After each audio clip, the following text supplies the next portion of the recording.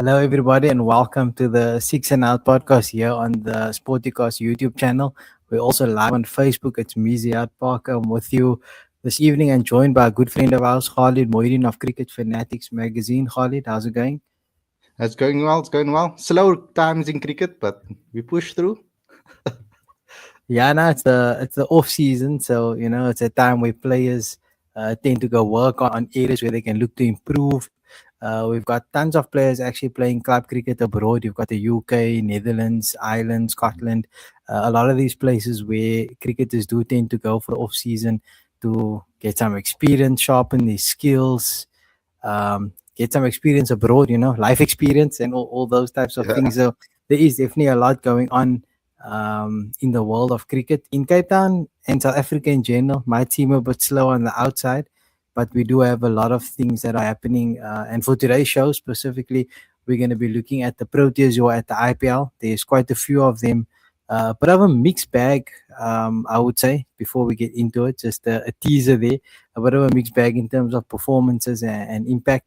We're also going to cover the SAA squad that was announced, and you also alluded to this in your show earlier in the week.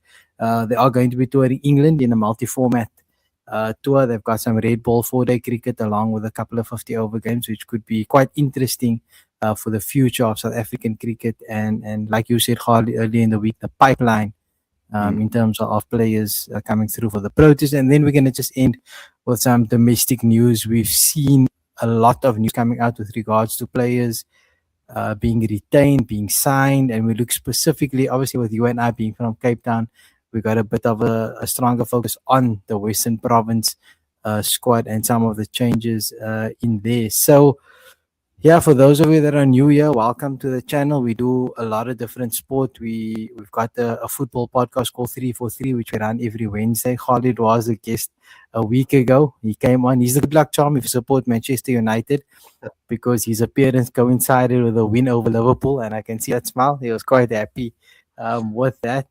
And then, yeah, if you can check out our socials, give us a follow, a like, share our content. We appreciate the support. And if you are in the chat watching this live on Facebook or YouTube, just jump in the comments, ask any questions. Let us know what you're thinking. If there's anything you want to ask myself or Khalid, and I will try to come to it as we go through our talking points. So to get straight into it, we're going to look at the IPL. And the interesting thing here is I know you've made it pretty clear over the past few weeks that you don't really follow the IPL. And Yeah. I mean, in the past, I'd have been like, how? Why? It doesn't make sense. How can someone not watch it? But for me, this is the first season, and the IPL's been going on for what, 18 seasons. And I've literally watched every single one. I've been excited for it. And this is the first year I'm not. And I think it's just been an overload of white ball cricket, of T20 cricket, of franchise cricket. And I just find it completely hard to follow where players are and playing for all these different franchises. So, bit of a strange one, not being that into the IPL, but Mm. as a pro tier supporter and follower, we have Yeah. to start with the main man, the guy who's been setting the league alight with a bat. And sadly, he has made himself unavailable for the Proteas, but Heinrich Klaasen is doing phenomenally well in the season's IPL. He's currently the leading run scorer. I'll just read some of his stats quickly. He tops the run chart with 494 runs in 11 innings at a strike rate of 157. And the team that he's playing for, the Sunrisers Hyderabad, they are top of the log in the IPL. They have a fantastic batting lineup. It's ridiculous. They have Travis Head and Abhishek Sharma opening, followed by Ishan Kishan at 3. And then, usually because they get off to such great starts, Klaasen comes in at 4 with about 10 to 12 overs to go, and then he does his thing. Um, Mm. your thoughts, Khalid, on how impressed have you been with Heinrich Klaasen, and do you think that he is someone that we're missing in the Proteas setup, or are we okay without him? That is the $1 million question, actually, because or million rand question, because a lot of people ask me that all the time. I mean, is Klassen coming back? I don't think he will. I think maybe that the relationship between him and Coach Shukri right now is probably at a halt. I think, but When it comes to the IPL, things are things are very, very, it's it's oversaturated. T20 cricket, it's too much for me right now because we went. The reason why I take a break from, it's my time to take a break because I cover all South African cricket, right? But and I follow majority of the South Africans around. With I follow their progress, right? So Heinrich Klaasen obviously is one of the players that we're going to jump in right now. But we had T20 World Cups back to back, women and men, and under 19 and T20 competition. So I can't still sit 3 months of IPL as well. Plus, the SA20 is hectic for me. Like the schedule is insane. So I need that break. I can't jump from the exciting to the IPL. It's just too much T20 cricket, I feel, at the moment. But back to Heinrich Klaasen. Brilliant. My, I would say, criticism of him in the past. Now, a lot of people might not know, maybe on this show, about my thoughts about it, but I've always had the opinion that Heinrich Klaasen is a fantastic batter, great against spin, um, as we know. And he's a type of batter for me that I felt you'll play really well in a match. For example, you'll get a 60 or 30 balls or whatever, right? But how many of those times that he did it for South Africa did he take them over the line? And was he there until the end? Now, that's a very important factor for me as a finisher if you're a Yeah, finisher team, right? Now, he's obviously playing at 4 here for the for SRH, right? But yeah, for South Africa, he used to come in almost like our finisher type of guy. It's supposed to yeah, take us either from a position of struggle to a position of strength, or if we've had a great start, to push us into a position where it's unchaseable for the opposition, or yeah. in the reverse, he's supposed to chase and take us over the line in victory. Yes, Now, I've seen so many performances for him. I'm not talking about only from the Proteas perspective. I'm talking about for the Titans and for his SAA, for his, not the SAA, for the SA20 teams, where you'll score yeah, great 60 or 30 balls, but the team, he doesn't take the team over the line. Like he's not there until yeah, the last ball and hitting the winning runs or even being at the other end. And that happened. A good example of that was the World Cup. We needed 30 or 30 and we ended up losing it against India. We should have won that one. Not this current one, but I'm talking about the previous one where he was still playing for South Africa. Now, that was my problem with Heinrich Klaasen because there was a consistent pattern of that, either when we are chasing or when we are setting targets. In the IPL, however, he seems to be doing it for the teams. You're obviously talking about a whole completely different pressure now because the pressure is not the yeah, same for Heinrich Klaasen when he's playing for the Proteas. When you play for your country, the pressure is completely different. Playing for the yeah. IPL, you play for your money, you're playing for the paycheck, you're playing for entertainment, you're having fun. You've got a lineup like that to support you as well, right? We needed kind of him to be our On that, if I just jump in quickly here before I lose my trail of thought here, but the interesting thing in the IPL, the SRH lineup of team, it's very thin. So yeah, a lot of people have been saying that he hasn't been playing with the freedom he usually plays because once those top guys go, his job is then to breach the innings to the end. So he yes. hasn't been as aggressive because of the players around him. So it has been a bit interesting. And I think just with what you're saying, I know you've said this before a few times and you've spoken about this. So it is quite interesting, with the class and angle. But it seems like we've pretty much closed that chapter as Cricket South Africa. And Yeah. Klaasen has also gone on record saying that he decided to pursue other streams of income, and by chasing the franchise contracts, it is better for him and his family. So I understand. I understand that from his point of view. So I don't have really any animosity against him or towards him Yeah, for doing this. I respect his decision. We need to blood in young talent because I'm thinking a 2027 World Cup, world class and be in and around there. I don't know yeah, if we have an opportunity to blood in a young number four like Deva Brevis. I mean, take the yes, yes, opportunity. So I know Devat is struggling at the moment with his form, generally speaking, not being as yeah, consistent as we had hoped yet. But I feel that he's young enough for his game still to develop. So Yeah, I for don't have sure. any alarm bells against him, over there. So I think, like you asked me initially, do we have enough cover for that? I think we do. I mean, we played exceptional cricket in the World Cup. We should have really gotten Yes. into that final. I mean, So we really should have. yeah, I feel there are parallels between, and actually, wait, I'm gonna just pause there because Wasim, welcome Wasim, good to have you here, and just read your comment out Welcome, here bro. quickly.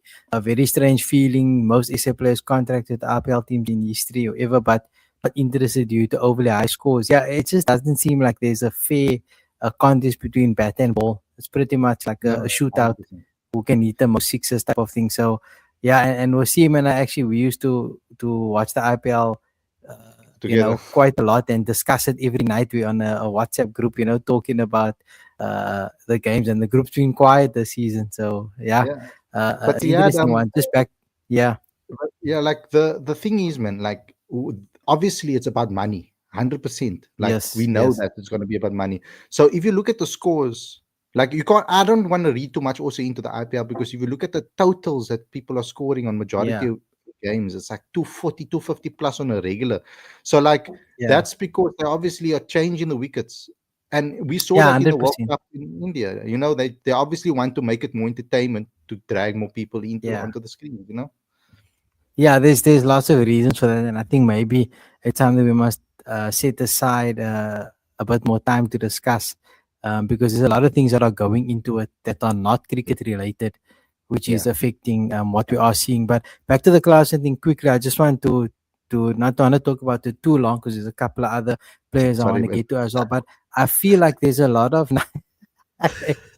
I feel like there's a lot of parallels between the Klaasen situation and the Faf du Plessis situation, because Uh, Faf du Plessis was also doing exceptionally well and mm, not being in the Proteas fold, but mm, the Proteas had other options at the time to step in and fill that role fairly well. So you could have made a good argument to bring Faf back, but there was also a good argument to make that the guys who have stepped up are good enough to continue. And I think the way that all played out is probably similar to what's going to happen with the Klassen situation, and it will play out okay because, like you say, the depth is there, and there are opportunities for other players now since he is not available. But in the IPL, he's doing exceptionally well and flying the flag high for the South Africans. And you mentioned Deval Brevis earlier. He's playing for the Chennai Super Kings, who are mid-table, and he's had a terrible tournament. To be honest, I think I'm being kind when it comes to describing that, because if I just pull up his stats quickly, I think he's got 4 innings in 7 matches, 64 runs or 53 balls overall, and he had 1 innings of 41. So the bulk of his runs came in 1 innings. He's struggling to make an impact in a team that's also struggling to find their identity as they transition away from the MS Dhoni era. So might just be one of those things: wrong place, wrong time. mm, yeah. When you're in the team at the wrong point. But like you say, Brevis is a young talent, and I wouldn't be too concerned with it long term. But he hasn't had the impact we'd have hoped for. They're playing too much cricket, really, because but particularly I say it's like an unfair contest against the Indian players because they only play IPL. Literally, Yeah, IPL, yeah, India. That's it. They don't play any yeah, other tournament. But the Brevises, I don't know about Rickleton yet, quite yet, but the Brevises, etc., they will play the BPL. They play um, MLS, whatever it's called now, Major League. What's it? yeah. MLC. MLT, MLS that's is coming soon. football. Yeah, MLC. Then they play in the Big Bash League. Then they play in the T20 Blast. They play SA20. They play for the Proteas. They play for the Titans. So they play so much cricket. Yeah. It's crazy. So they need a break. And unfortunately, they contracted for 3 months to play the Yes. IPL. They have no choice. Even if they want to pull out, they can't really. So I Yeah. mean, we saw situations where players were picked to play for they were forced to play the IPL over playing for their own country. Coach Shukri put a Yes. stop to that. He's like, that's his bull. Like, this is not gonna happen. You play for Yeah. South Africa if you want to play for South Africa. So that's what I think is happening. It's fatigue. It's you can Yeah. only play so much T20 cricket, man. Like and that style, and it's the switch between formats. It's a lot. It's a lot to handle. Yeah. Yeah. And No, I think fair. I for mean, youngsters especially. yeah. I'm not too concerned. It's just you obviously would like to see a young player like that have impact. And I think his time will come again. He's got enough opportunities, like you say, so many other leagues. We should see a lot more. You mentioned Ryan Rickelton. He's playing for the MI group and he's doing really well. He's in eighth place on the run chart, so he's a bit lower down, but he's got 380 runs in 8 innings, striking at 190, which is fantastic. Emma has also been struggling. They're ninth on the log, so pretty much at the bottom. And the interesting part with Emma was that they got Quinny and Rickelton. And Quinny's only gotten 3 games so far, and in one of those 3, he scored a century. But they have seemed to prefer Rickelton over Quinny. And it's paid off because Rickelton has delivered. And I don't know if they can find a way to play both. But yeah, for MI, those are the players that are involved there, along with Corbin Bosch, who wasn't playing much, but recently made his way into the setup. He's played a couple of games. Just looking at his numbers, I think he's played 4 games now, so he's having a bit more of an impact for them as they go. But they just haven't been good this season, so not much happening there. But yeah, Rickelton is pretty Well, much taking the opening spot back, and outperforming Quinny, which is quite interesting yeah, for Protea perspective, right? yeah. Am I having a terrible time all around? They said 20, they were lost, lost now, Yeah, yeah. yo, don't go there even.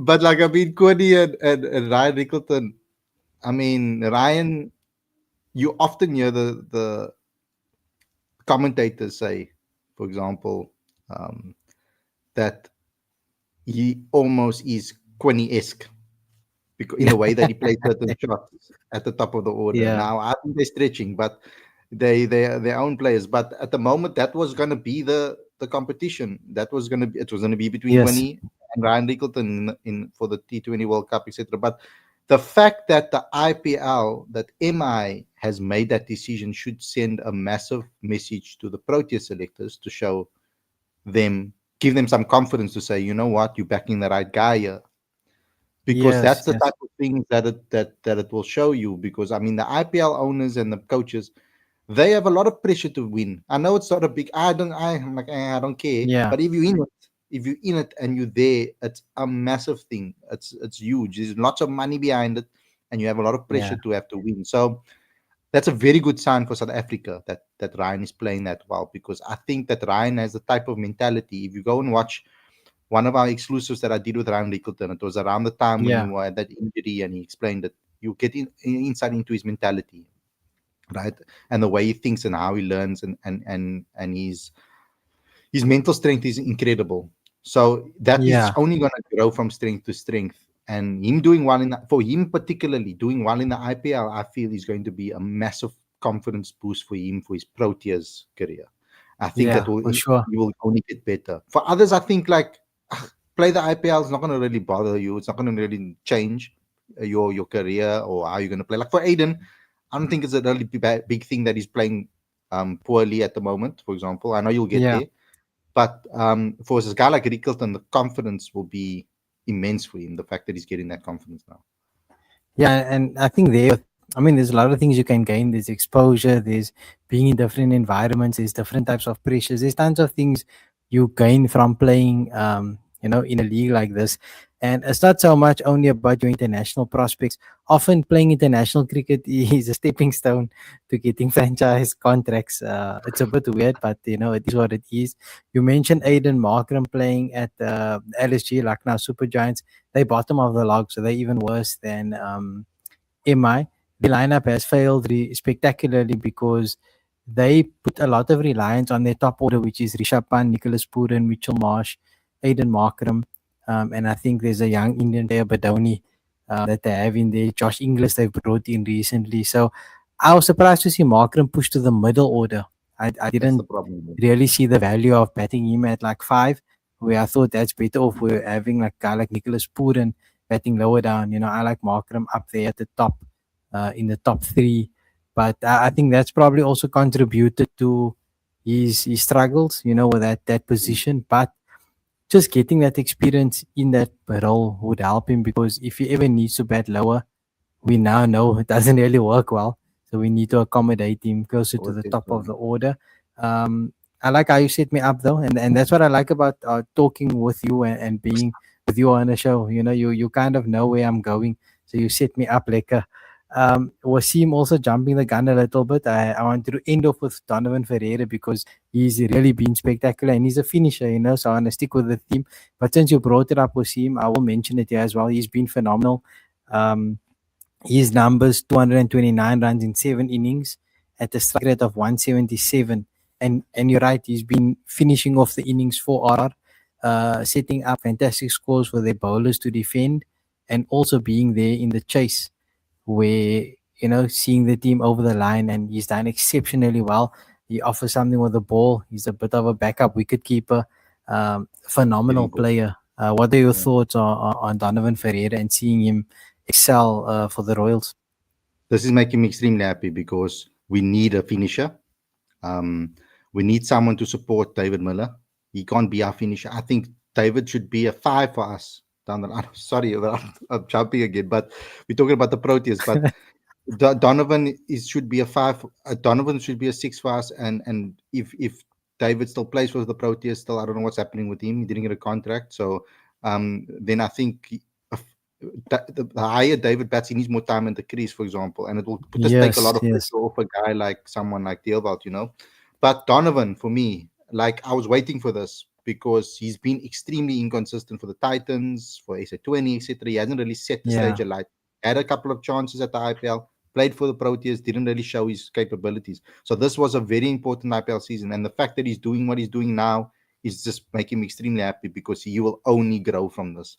His story is amazing as Yeah. well. The background and where he came from and how he came into cricket professionally. Fantastic. You can, I think I interviewed him as well. You can check him out as well. But he tells his story there. But I'm happy, extremely happy with Donovan. It's interesting that you said earlier about the amount of cricket the guys play and the fatigue factor. And now you look at Donovan Ferreira, who's playing exceptionally well, and he actually had some time off because of injury. So Yeah, that could also have played a role in him coming into the IPL being fresh and yeah. hungry to play after having to You sit know, out, being sorry. injured. Yeah, and he Another only really player plays who one was, format, you know. He only plays one or two yeah, formats yeah, already. yeah, You know, even for the Titans, he yeah, doesn't play much 4-day cricket, if I remember correctly, either. So he's mainly a yeah, limited overs cricketer. So that also helps. You remember, like a Dewalt will play 4-day, 1 day, and Test cricket, everything. Like you know, so it's a yeah, lot. It's a lot. But yeah. also, And sorry, sticking, yeah, nah, go just for it. just one thing I wanted to say now about that was, um, yeah, okay, could just continue. I'll remember it later. Okay, when it comes back to you, you can jump in. Because I'm gonna stick with RR here. A couple of South African players in there. Luandre Pretorius got an innings, but it only lasted 2 balls and he scored zero. It is difficult to break into the RR top order because they've got Yashasvi Jaiswal and Vaibhav Suryavanshi opening the batting. So hard to unseat them. They've also got Dhruv Jural opening Dhruv Jural standing keeper. So for Luandre to get into one of those slots is very difficult. So he's probably just going to be there and get some experience. Nandre Berger, someone who's played 10 games, taking 9 wickets. So he's getting an extended run in the team. And again, another player who's come off not that much cricket, having suffered some injuries. So, he's kind of hitting a peak now, getting back into those type of workloads you want to see from a bowler. And then RR also have Kwena Mapaka, who hasn't gotten a game yet, but he's been someone the Royals have invested in, having them across some of the other franchises. So he will be getting the experience and working with those coaches, and being in that environment should be, pretty good for him in the long run. So RR, big South African flavor. Nandre Berger, your thoughts on him so far? You're happy to see him playing game after Yeah, game, which yeah, means he's fit. yeah. Which means he's fit. You're right, because he's injured all the time. So, like, I'm glad he's fit. We need a left arm seamer vibe from Nandra. We need that pace and accuracy. Can move the ball around. Really, really good in power plays, etc. So we need a guy like that back again. I know we have Marco Janssen that offers the left arm seam and stuff like that for South Africa, but we need Nandre, I feel, just to have that depth.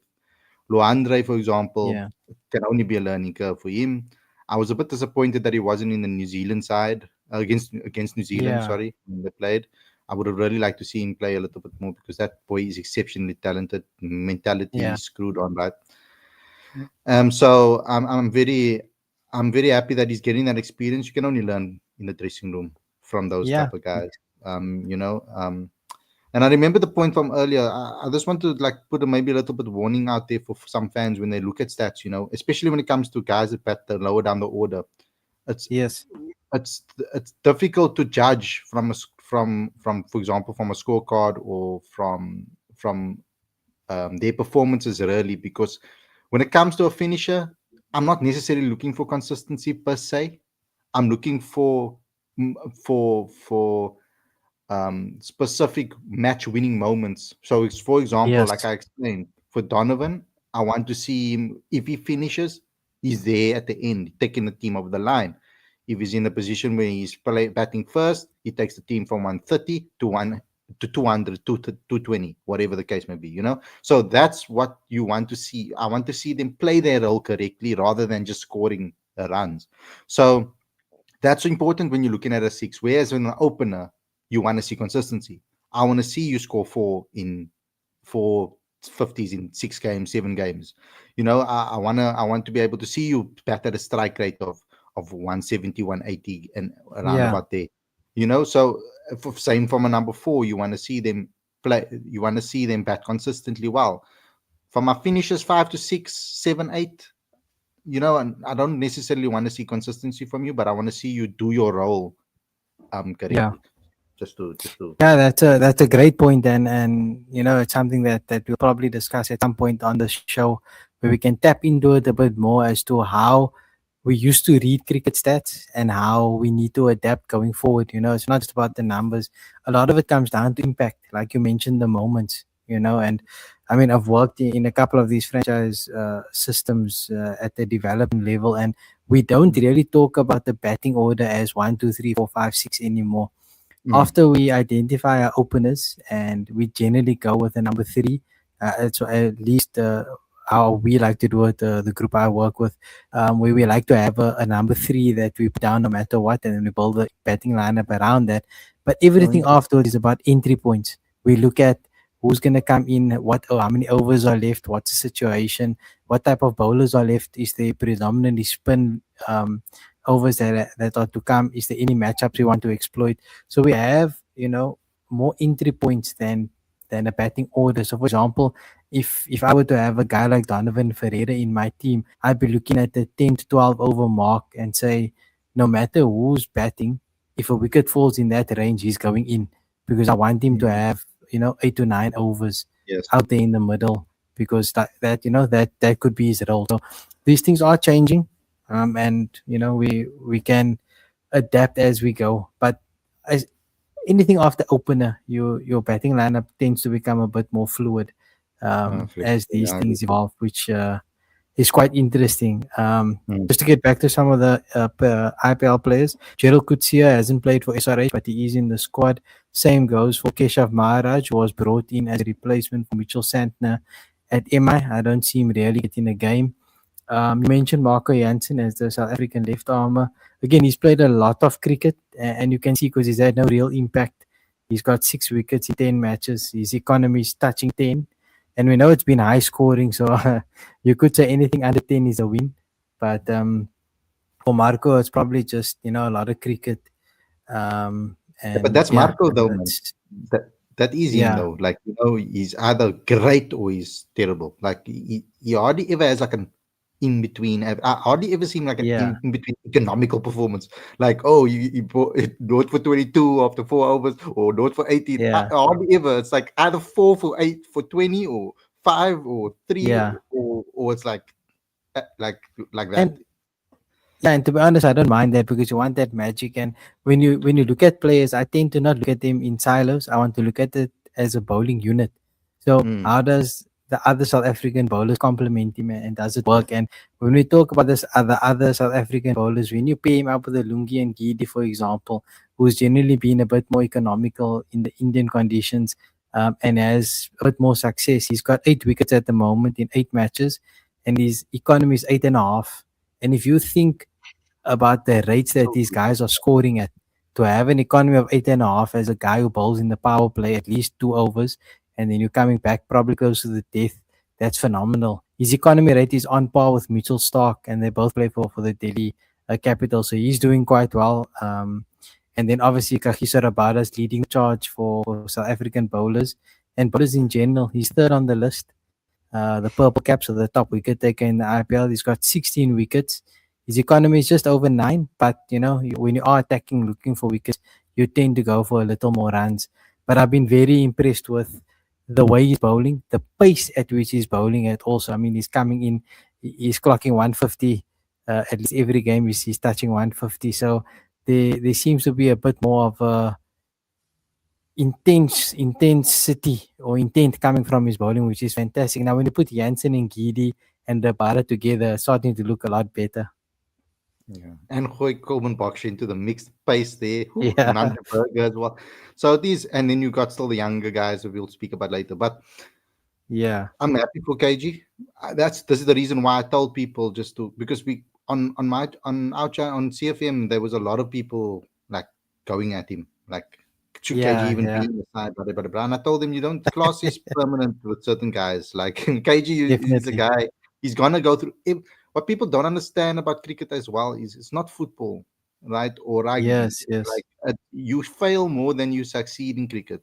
It's just naturally yeah, the case. Otherwise, everybody's averages would be 60, 70, 80, right? So, or for everybody's sure. economy rates will be crazy, or their strike rates will be crazy. Yeah, So, the thing is, you're gonna go through dips in form, and it's gonna be a lot more visible when you yeah, drop form in cricket than in any other sport. You can, yeah, in other sports, 100%. you can cover it up. You can rely on another teammate because it's actually a team sport, whereas this is a Yeah, team sport yeah, of individuals, kind of.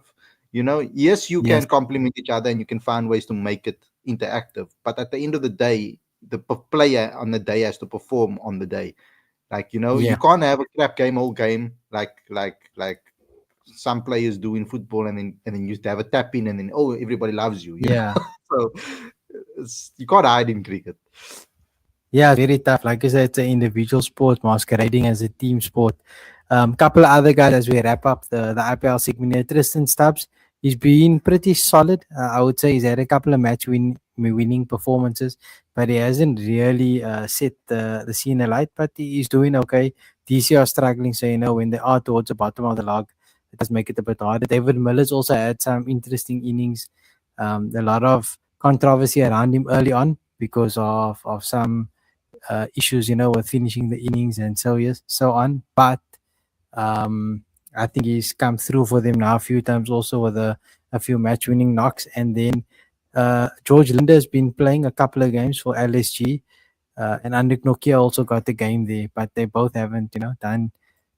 They haven't taken that chance and basically made themselves musts for selection, but they've contributed. And then I think Connor Esterhuizen got called into GT as a replacement for Tom Banton, but hasn't played a game. So I think that covers all the Proteas in the IPL. I know Matthew Breedske was there, but he left for personal reasons, if I'm correct, if my memory serves.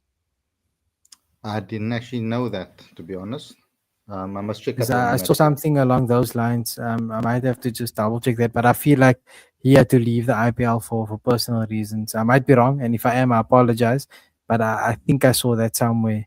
I mean, when I was going through the squad today just to see if I missed anyone, I didn't see him there.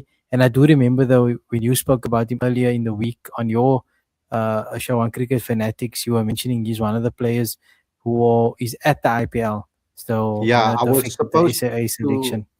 I was gonna interview him before the IPL because the real reason was I was gonna do one, and in the period, before they were gonna go early and then stay in the hotels and stuff. So I was Yeah. gonna still do an interview, and he told me he's in the IPL. So it's interesting Yes, that yes. that's the case. I don't see any news about it, but Yeah, I can't remember where I saw it. I'll have to check. But if we can reach out to him, see if he's doing okay, let him know that we wish him all the best. okay, And cool. we'd love to see Sounds him good. back on the field at some point. So yeah, that's a wrap on the IPL. We had some guys popping in here in the chat, Sadiq, saying you'd have loved the T20 World Cup to be after the IPL. I also like that, especially when it is in India, because then it gives you a good idea of what the guys are doing in those conditions. I mean, with the amount of cricket, it's tough to figure out the schedule. So yeah, we'll have to see how it goes in the coming years and how they figure out the scheduling, because it's just getting harder and harder, to be Yeah. completely honest. But we're gonna pivot now a bit and move away from the IPL into the SAA tour. So just to give some context to all the listeners, viewers, South Africa picked two squads for this tour to England taking place towards the back end of May. It's two 4-day games and a couple of 50 over games as well, 350 over games. Some of the key talking points here, Khalid, obviously Marques Ackerman is the captain. If you can just give us some of your thoughts on Ackerman and his leadership and why he's the right guy to lead the SAA squad to England.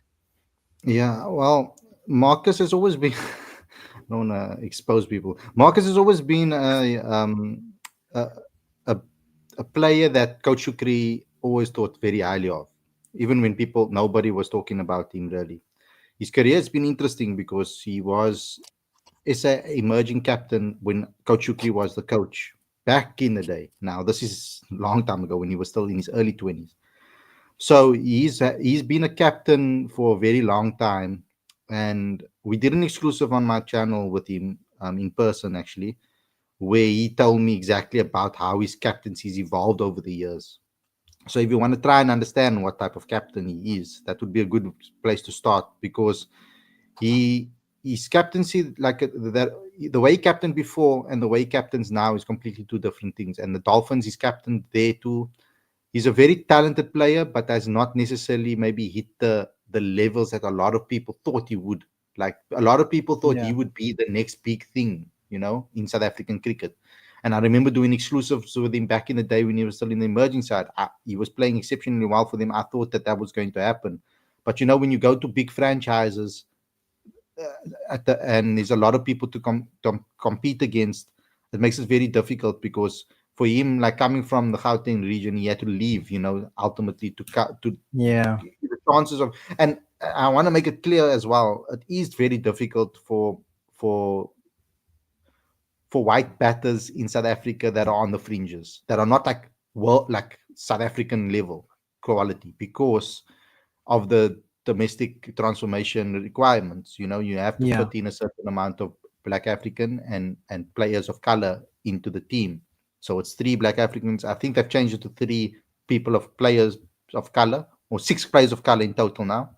So you yeah, only have five spots really, if you per se you can say for a yeah, white yeah, player to get into. yeah, So it makes it a bit difficult for those guys that are on the fringes. And especially when if you have good enough players of color that are top order batters, makes it even more hard. So leaving franchises, you'll often see that's going to be happening when you talk about the transfers, etc. You'll see that, and we'll talk about someone that's yeah. on that list later. But yeah, I think Marcus is a good person to lead the side. He's been doing it now for the last couple of 8 tours and stuff, so Yes, yes. very familiar with it. And I think the thing that's most important that you mentioned is his relationship with Coach Shukri. So obviously he's got the backing of the coach, and generally you see some like coaches, they'll have um, a way that they want their captain to be, from a personality perspective, and also like what they bring to the team. And if Shukri Conrad has identified that in Marcus Ackerman, he's obviously given that information to the SA group and the selectors, and he wants to see what he can do in this role. Because if the opportunities come, there might be opportunities for him to lead at different stages if he does make it into the Proteas setup. You never know. So it's just important that these things have some consistency, and if a guy is earmarked, he does get his opportunity, so he can be judged accordingly. So it's quite exciting to see what Ackerman is going to do, and I think he'll do well in England. A couple of other talking points in the squad. There was a recall for Dane Paterson, red ball. Dane Paterson is 37, just to put that out there. There's pros and cons here, to be completely honest. I'm not against, I got nothing against players of certain ages. I don't think a player should be written off if they above a certain age or whatever the case is. It's the it's just the reasoning behind it. So the pros are obviously Dane Patterson has played some county cricket. He's been around for a while. So it's a good experience here to have in the squad too. complement the other bowlers, right? Especially when you look through the squad and you see a lot of inexperience, a lot of youngsters, then it's useful to have a guy like Dane Paterson in. The cons are who misses out to have him in the squad, and long term, are we considering him for selection, or is he just in there to kind of lend his experience to the youth? So that's kind of the story we have to watch. But how do you feel about seeing Dane Paterson in the SAA squad at this stage? Yeah, that was a puzzling one for me too. I'm a fan of him. He's a great person, and we get along quite well. So I don't have anything against you, Dane. Just to tell you right now, I'll tell you this in person when we have a conversation. But um, the thing is, I was trying to look at who is he keeping out, and when you sit back and you think, and you look at the list of bowlers in the domestic 4-day competition, there's not anybody that really jumps out. So Yeah, so I think this must have been a strategic move from a, like what you said. It's like actually a very good point yeah, to have him, because he's brilliant with young bowlers. He's really is. I've exactly. seen him in Yeah, action with the youngsters at Western Province. So I've seen him work with them, yeah, and the way he's always happy and keen to help. So from that perspective, it might be a genius move then to have him in the mix with the Makwenas of the world, because then he will be exactly. able to give them that perfect help that they need, especially in England, where you're trying to learn a new skill that they might not have picked up here, which is swinging that ball, right? And they're going Yeah, to be playing with a different ball too, probably the Duke ball. So that ball swings a little bit more. So to control it is going to be a bit different. So like yeah, to a kookaburra, for example. So the thing about it is that conditions are extreme for the batters. It's great because they don't face that type of swing early yeah, on in South Africa. There's maybe one or two grounds in South Africa that you could possibly say, or three maybe. So Newlands on a good day when it's overcast, then the yeah, ball will move around. Kabega probably. It's in George's Park. Or you could say maybe Durban on overcast rainy conditions, but then yeah, majority yeah, of the time you don't even see a game. So it doesn't yeah. really make a difference. So No, that's yeah, a good point. yeah, so that's going to be the key. And if Mokwena can add swing to his game, look, I know I'm highlighting him now out of them because he's the most exciting one for me out of that team from a Yeah, bowling perspective. But if he can add swing to his game, that would be absolutely crazy. I don't know who yeah, else from a 4-day cricket perspective could be there from a bowler's perspective. If I look around the country and I'm trying to think of any other youngsters, because Dane yeah. has been the best, unless their method is now, we no matter how old you are, because before that's how SAA used to be. It used to be the second best team in South Africa, right? It Yes, didn't matter yes. your age and everything. So I don't know if they're Yeah. going back to that maybe again. Yeah, possibly. I mean, I when I look at the squad in general, and I'll run through the bowlers quickly so you can see. Dane Patterson is only in the 4-day squad. He's not in the 50 over squad, Yeah, which makes sense. yeah. And it's a very inexperienced group of bowlers for red ball cricket. I mean, Otniel Bartman, he's recently got his CSA contract, but he's predominantly known for white ball. So you got him getting a run in the red ball. You've got Nkobani Mokwena. You've got Tian Van Vieren and Cody Yusuf who are going to give you options as bowlers, right? So to put Dane Patterson in that group, you're almost telling him that he's kind of the captain of the bowlers, if that's Mm, how I see it. And you're going to mm, go lead this group and kind of bridge the gap to what they've experienced in South Africa and what they need to do in the UK because they've played a lot of cricket in South Africa, obviously, but a lot of these guys would have played and been told to bowl fast, go bowl fast, because in white ball cricket especially, it's more about pace and change ups than it is about natural swing. So now yeah. in the conditions they can bring that out. So you know, as we're talking about, and I think I like this the selection. And then to add to that, you've got in the coaching staff one of the better swing bowlers we've had in South Africa, in Rory Kleinveld, who's got the bowling coach job for this tour. So if you put the two of them together, I think it could be really interesting as a learning experience for the squad as a whole. So quite exciting from the bowling front. Just to touch on the batters, we've got Jordan Herman returning from injury. He'll be in with the red ball group. Tony De Zorzi, Zubair Hamza, obviously coming off a stellar domestic season. We've got Nitemba Keshile, Lesego Senokwan is also in there. Ruben Herman's there with his brother. From a spinner's perspective, Renelin Subrayan is in, and then obviously Jason Smith. So a lot of bases covered in that group. Again, from a batting perspective, it looks like a lot of the guys who scored runs have made it. But one glaring omission, and this is something you discussed early on in the week as well, was that of Gavin Kaplan. He didn't seem to be in the mix here, and maybe it's too early for him. I don't know what the situation is, but he was the top run scorer in the 4-day competition, if I'm not mistaken, along with another guy you mentioned was Daniel Smith, who did really well. So those are two Mm. probably you could ask, could they have been in the mix? How could they have been fitted in? So yeah, what are your thoughts on those two not being in the mix? Yeah, I'm a bit upset about that, kind of, um, because that would be rewarding players that are doing well. Like if that is the mentality, Yes, but you can only, I don't know if I'm going to look at it positively. You can only really give how many people opportunities, exactly. Like I It's mean, the only protest. 11. You kind of, I work backwards, so I look at, or I will look at the protest team and then work my way back to the down the order to see, okay, where are the gaps? Where do we need someone as backup? So Aiden opens the batting with Rickleton if he does in Test cricket, for example. Then Yeah, you got a right hand left hand combination. You want to keep that yeah, maybe out. um, you kind of need to replace maybe that. Who's the replacement for Aiden there? Is there an opener that is coming through? Jordan Ehrman perhaps. yeah, And then you got then in the left hand combination you need a left hander. So you look at those type of things and you see where the gaps are, and then if the SIA team is looking after that, finding that place. yeah, I mean, to throw that Gavin in as well, then, and then also was another player that touched in the top order, and then also to throw in Daniel Smith, who's also an yeah, opener.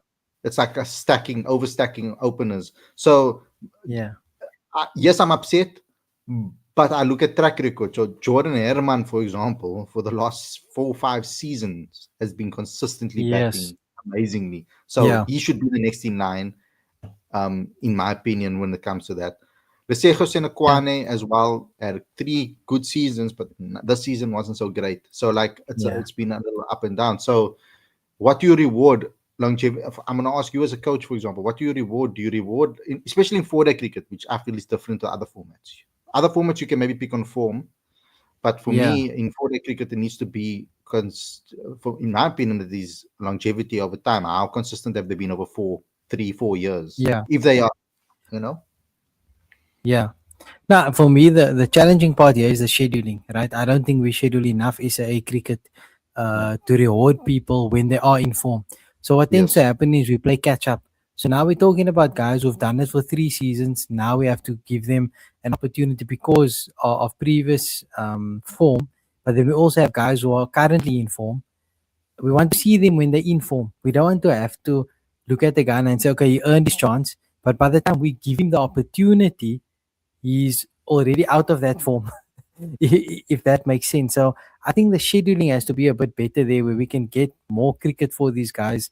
And at the end of the day, it's like you mentioned, you for 4-day cricket, you're looking at sustained performance. So if you've done well over 2, 3 seasons and you're still kind of at that level, like you look at Zubair Ramza, he's been a bit up and down, but he's currently trending up. So that's the perfect time to get the guy in when he's trending up. I don't want to get the guy in when he's trending down, even though he's done well before. So it just comes a time we can look at Keegan Peterson, for example. He played for the Proteas, he's done well. He kind of tailed off, but I think he's also trending up again. So is he able to get a good run and then work himself back into selection? Guys like Dom Hendricks that never got their proper opportunity because when they were in form, maybe other people were scoring and they couldn't just get in. So when it comes to to 4-day cricket, selection is killer. I mean, I don't envy the job of a selector because you can only pick a squad, and you have to tick a lot of boxes. So for me, I think they've done pretty well with the squad in looking at who's trending up at the right time, rewarding past performances, and so on. And all these guys can do that miss out. I always tell players when you miss out, just go score runs again. That's all you can do. If you're gonna go be disappointed about it and let it affect your performance, then they justify it in not selecting you. But if you double down and you go score the same amount or more again, you then keep putting your name in that and you keep knocking on the door. And runs is the currency; it will get you in. So yeah, I mean that's kind of where I stand. And to pivot from red to white ball here quickly, a couple of changes. Obviously, we see Dean Forrester come in, who was very important. I think he's done exceptionally well recently. And then we also have Connor Esterhuizen coming in to the 50 over squad. Luandre Pretorius comes in, and Kaba Peter as well from a spinning point of view. So I think they also all bases covered fairly well, in your opinion. Yeah, I don't have much that. That's as good as it can get, I think, from a white ball. Yeah, It's a one day squad perspective, from a SA squad perspective. I mean, everybody yeah, here, I feel they they're either on the brink of being a Proteas player, or they've shown talents of becoming yes, one day. So I think it's a yeah. nice blend of all of that. So in the 50 over squad, a lot of those players were in the recent T20 squad. Yes. So there is a bit of carryover from there. I mean, I skipped over Gerald Kutsia, who will be playing in the 50 over group as well. So there's a lot of positives in there. Just to touch on the coaching group, because I feel that often gets overlooked. We have Wandile Guavu, who's the head coach. So he'll be running the show, and he's supported by Justin Ontong for batting, Rory Kleinveld for bowling, and Jimmy Hamadi for the fielding. It's interesting to see Ontong take a bigger role. In the past, he's been with the Proteas in a fielding coach position. And if I'm not mistaken, he's the coach at Boland, and they've been Yes. doing quite well. So it's good to see him get rewarded for the work he's doing from the batting perspective, because that's often overlooked. Just because he was a good fielder, people think that's all. In terms of his coaching, so it's good to see him get the role from a batting perspective. And then I read your article on Cricket Fanatics Magazine about the academy as well, and that's where we see I think it's Makwetu who's with that group, and Imran Khan is doing the batting with that group. So there's some good coaches in the mix as well. So hopefully the players can tap into that, and we can kind of help them, bridge the gap between Yeah. domestic and international cricket. So that's a wrap with the SAA segment. And Khalid, I'm keeping you a bit longer than I thought, That's but fine. we'll wrap up now. Maybe just spend 5 minutes on the domestic scene. And like I said earlier, both you and I from Cape Town, so we have a lot of interest in what's happening at Western Province. We've spoken about Rory Kleinveld obviously being with the SAA squad, but he's also the head coach of Western Province. So coming up for the season, I'm assuming that he will still be the coach. I haven't seen any news that indicates otherwise. And Province have announced their squad pretty much for the upcoming season. Um, they have no new players coming in, but they do have a couple of guys. And I'm going to start with the exits first. We see John O'Bird has moved to the Knights. Juan James has gone to Northwest. Nabe's gone to Northwest. Abdullah Bayumi's gone to Limpopo. And Buren Hendricks is gone to the Warriors. Are you surprised by any of those exits, or do you see it based on what you know about how they kind of building the squad? Um, is that pretty much par for the course? Yeah. I mean, Jono wasn't getting opportunity. Yes, he was injured a lot. He has a lot of. He's been having a lot of injuries. But with the Yeah. batting lineup they have, especially when the Proteas are back as well, these guys don't see Yes. game Yes. time. None of these guys saw a lot of game time this season. Buren Yeah. Hendricks was a little bit of a shock one for me, because I know, okay, maybe, yes, because of his age, maybe, but Province doesn't want to maybe keep him or Yeah. whatever. Or maybe he decided he wanted to change. But I'm surprised that he's moving, because I thought he would just I end his think career. I Huh? Yeah, I think I saw something that he himself was surprised he was let go. I think he was assuming that he would be picked up, and the fact that he's gone to the Warriors, it shows that there is value for his experience. But with Province, they might not need that, and we'll look at their squad a bit later. But yeah, it was a bit surprising. I agree with you. I also thought he'd finish off at Province, but Yeah. yeah, it's just one of those things, I guess. You make a good point about playing time and opportunity, and that for me is quite exciting for a guy like Abdullah Bayumi, who's been on the fringes, had Mhm. injury setbacks as well, kind of saw himself fall out of favor. So to go to Limpopo, it's a Division 2 team, but you're gonna play every week, man. You're They gonna must you're gonna play. get to play, and you're gonna do what you Yeah. need to do. You're gonna bat where you need to bat. bowl where you need to bowl. And I mean, I advise that to all young players. It's fun to play for province, like you mentioned. Also, you play for Titans, Lions. The contract is good, but if you're a youngster, you need to play. So go somewhere you can play. And I look at a player like Mikael Prince, who went to Northwest early on, and he played. He got to play a lot of cricket, and it's benefited him, and he's got more opportunities having left than if he had to stay, obviously. Yeah. So that's a interesting one. One James also, he did quite well initially, so I'm gonna watch that with interest to see if he can continue his rise or if he's kind of hit the ceiling, which I hope isn't true, because he's a very talented player. And then, like you said, with Buren Hendricks' experience, Nabi also experienced bowler. Mm. Moving on, I so think looking at who, yeah, I go think for it. Johan I think Johan needs to pick what he wants to do now because I don't think he's fast enough to be a bowler. So Yeah, and he's not like necessarily he's not like a top order batter necessarily. So I think he needs to find a discipline if he wants to play cricket as a career for the rest of his life. I think he needs to yeah. find a discipline that he wants to focus on more. That's a great point. Actually, I had this conversation with an all rounder not too long ago, and I asked him basically, look, are you a batting all rounder or are you a bowling all rounder? And if you're just telling me I'm an all rounder, that means that you need to show me you can be selected in the team as a batter only and as a bowler only. That's what a genuine all rounder is. And there are very few of those who can get into a team on on both 100%. disciplines individually. So let's be honest here. Are you a batting all rounder? Is batting your strength? So you want to bat in the top six and you can bowl a little? Or are you a bowling all rounder who can bowl a full quota of overs but can also give me some runs batting at seven, eight, Yeah. nine, Very right? a lot of So similarities between him and Jason Smith, coming out of Wynberg definitely. boy, being that golden boy when you're at school, playing for province and not getting an opportunity because there's senior players Yeah. in your position. Like it's a very similar story. I mean, yeah, Yeah.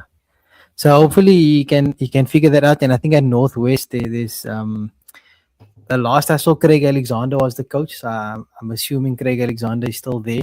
yeah, A good environment he's creating for the youngsters. So yeah, that's quite exciting. Looking at the players province have signed. Dane Paterson obviously is there again. We talk about that experience. So maybe there just wasn't enough space for multiple guys, and Dane Paterson got the nod for that experience over the likes of Buren Hendricks, maybe Anabe. You've got Chepo Moreke, who's also there from the bowling perspective.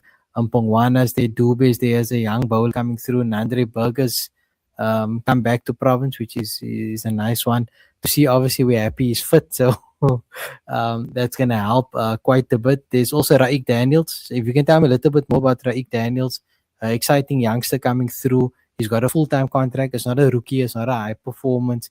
It's a proper contract. So they see something in him, yeah, obviously, which is why they let yeah, Bayumi and James go. yeah. He was a rookie last year, so he spent his time in the team. Very good bowler, very good action. He's a Ronderbosch Yeah, boy as well. So yeah, fellow past school. So yeah, so like from his perspective, a lot of talent. They're putting a lot of responsibility on his shoulders yeah, by letting Buren go because Buren's there. Buren plays when he's fit. You don't leave yes. Buren out the And he team. So captained the now this side also quite a bit. yeah, exactly. So Buren, it's almost like they felt maybe he needed to move on so that he can get a clean go because I know that Yeah, Coach Rory wanted to focus on blooding in new talent into the team. yeah, So yeah, he's a quick bowler, fast medium, very good action. So exciting talent. I hope that they can take him from being. I hope they can give him that extra bit of speed. If they can give him that extra bit, because yeah, his yeah, control is brilliant, and he can learn it. If he can learn how to swing the ball properly, consistently, we've got a bowler on your hands. And Dane Patterson needs to be there in that mix to help him with that. I yeah. think. Yeah, that's quite exciting. Dube, I'm a bit biased too because he played for my club last season, Ryan's Cricket Club. Oh, I good also player. liked what I saw from him. He hits the wicket. I mean, I was watching him play and he bowled and that off stump cartwheel, and I was like, this is good. I like this. So yeah, I'm happy to see he got signed as well on a full time basis. Yeah, Just to go through some of the batters here, obviously Daniel Smith is a big one for Western Province. Ed Moore's got a contract again. Javishan Play, I thought he was a good signing initially. Didn't get much, much right last season. So hopefully he can build on that because I think he's a talent as a batter. Joshua van Heerden, Josh Breert, that's a fantastic signing as well. Exciting young player. Expecting a lot from him. Got Carl Simmons over here, Oliver Whitehead, and then Valentine Katime. So I think no real surprises. Obviously, with the Proteas, Bedingham stays, Verena stays, the Zorzi stays, and when they are available, that's half your batting lineup taken care of. But yeah, it's a bit difficult because they come and go. So the other guys have to build that momentum and take their chances. When you get the opportunity, you got to score. One more player I wanted to ask you about quickly is on a high performance contract is Kashif Joseph, Mhm. who's very similar to Raik Daniels. I think they both play for Underbosch Cricket Club, if I'm not Yeah. mistaken. What can you tell me Yeah, about Kashif? I mean, I've only seen him a couple of times for Province, and at the moment, for me, it looks like he's kind of playing within himself. I think he needs to maybe just play with confidence. I think these youngsters that are coming out of the top schools in Cape Town, particularly the batters, I feel like they put way too much expectations and pressure on themselves. I mean, in a team when Yeah. you got experience around you, go and try and. I know it's very difficult to say it like this. It's easier to say it like this in the open, Mm. but like when I'm not in a situation. But that's might sound simple, but they need to kind of open themselves and just play with freedom. Um, because there's no pressure on him necessarily from a. He's not going to play in necessarily every single game. So when you have your chance, just go out there and play your natural game. I feel like he tries overthinking his game at the moment, and that's where he's at. Yeah. But he's very talented. Khalid, He you know has, what? It is yeah, that simple, man. You're not saying anything wrong. It is that simple. If you batting, say you come to the crease and Eddie Moore is batting with you, it's Eddie yeah, Moore's job to make you feel at ease, take the pressure off you, and let you play because he's the experienced guy, and that's something we've lost in cricket along the way. Those experienced heads that you can rely on to help blood the youngsters, and Province has a lot of that. I mean, you could say Daniel Smith is experienced now; he's been around for a while. So when you are batting with captain guys on the like side. this, So um, then you can play freely. You just gotta have that, and that's where the coaching comes in. Create an environment where the players can express themselves and be the best um, version of themselves, rather than holding back or overthinking it and so on. But yeah, that's a discussion maybe for another day before we get too deep into it. So exciting squad for Western Province, exciting times ahead. I know you mentioned before in one of the previous episodes we've done in the various channels we find ourselves on, but you mentioned that Province is trying to move into a more youthful direction and turn over the team to the future. And it looks like with the squad, they've got one foot firmly in that direction, and it's up to these guys who've been given the responsibility to carry it forward. If they perform well, it can show that the strategy could be successful, mm, and they can build on it. So we'll see where it goes from there. But yeah, this has been good. Khalid, thank you for your time. We're gonna do this monthly here on Sportycast. So myself and Khalid will be every, I think it's the first Thursday of every month. We're copying the first Thursday theme. So we'll be every first Thursday to chat about cricket and just look at what's happening in the world of South African cricket in general. Some points that we discussed now could open up opportunities to discuss it further. So if you have anything that you want us to talk about, reach out to us on the channel, WhatsApp, whatever. If you know us, just reach out to us because we can talk about these things. I can give you some insight into the coaching side of things, selections. We can talk about the calendar. Why there's so much cricket, and if these are things you are interested in, let us know because we got a lot we can discuss over here. But that's it for me for Sporticast. Check us out on all the platforms. We got all the different sports happening at the moment. Every Wednesday we got our football podcast called 343 running. So it's exciting. We got the final few games of the season. So do come check us out and engage with us. And Khalid on Cricket Fanatics, can you tell the people what to expect in the coming weeks and where to find you? yeah, just Cricket Fanatics Magazine everywhere. You can find us everywhere. Got the newsletter coming out tomorrow, and then of course our weekly show on a Monday evening at 7 o'clock South African Standard Time. So go ahead and follow us there and watch it there. I mean, you can give me and Ziyaad probably only one topic, and we'll probably talk the whole show about it. So, so thank you guys for having me again. It's always a pleasure. And listen, For those watching, the viewers, when you get to this part, this is very important, right? Khalid is doing something that not a lot of shows do. He's allowing you to call in and have your say. So at the end of the show on a Monday, the lines are open, in inverted commas. He'll send you the link and you can call in and you can have your say. You can jump on, you can ask a question, you can share your views. So it's not something that many channels give you, that creative freedom and opportunity, not knowing what you're going to say live. That's a scary place to be if you're creating content, but Khalid's giving you the trust, and the opportunity. So please take it. It's a great opportunity to get on and just chat cricket with people who are passionate about the game. So on that note, I think that's a wrap, and we'll see you again next month on this channel. But Monday you'll be on Cricket Fanatics Magazine, so you can jump on there and see Khalid and his special guests. And you heard him say all the exclusives he's done, all the people he's got lined up. So it's interesting. You never know who's gonna pop on that show, so it's definitely worth checking into. So yeah, that's a wrap. We'll see you again next time. Bye bye. See you guys.